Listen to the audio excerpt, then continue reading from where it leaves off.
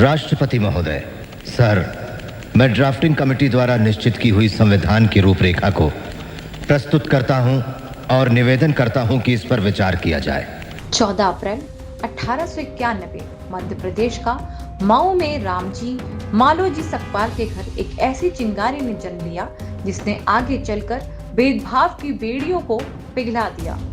भीम भाई और रामजी के 14वें पुत्र भीमराव के लिए रास्ता आसान नहीं था।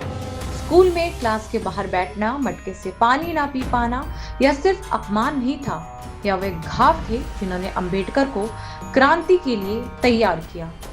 लेकिन भीमराव ने कलम को हथियार बनाया। बड़ौदा रियासत की स्कॉलरशिप पर विदेश गए और डिग्रियों का वह अंबार लगा दिया जिसको दुनिया देखकर दंग रह गई। वो भारत के पहले ऐसा नेता बने जिसके पास ज्ञान का वैश्विक कवच था। आजादी की दहलीज पर खड़े भारत के सामने सबसे बड़ा सवाल था, हम चलेंगे कैसे। जिम्मेदारी मिली डॉक्टर अंबेडकर को। ड्राफ्टिंग कमेटी के चेयरमैन के रूप में उन्होंने सिर्फ कानून नहीं लिखा, बल्कि करोड़ों दबे कुचलों को समानता का अधिकार दिया। बाबा साहब का सबसे बड़ा योगदान यह था कि उन्होंने संविधान को केवल राजनीतिक दस्तावेज नहीं, बल्कि एक सामाजिक दस्तावेज बनाया। अंबेडकर का उद्देश्य सिर्फ सत्ता पाना नहीं, उनका नारा था, शिक्षित बनो, संगठित रहो और संघर्ष करो। उन्होंने महिलाओं के लिए हक के लिए हिंदू कोड बिल पर इस्तीफा दे दिया, और जब उन्हें लगा कि सामाजिक रूढ़ियां नहीं टूटेंगी, तो 1956 में नागपुर की धरती पर लाखों अनुयायियों के साथ बुद्ध की शरण में चले गए। यह धर्म परिवर्तन नहीं, बल्कि सम्मान की तलाश थी।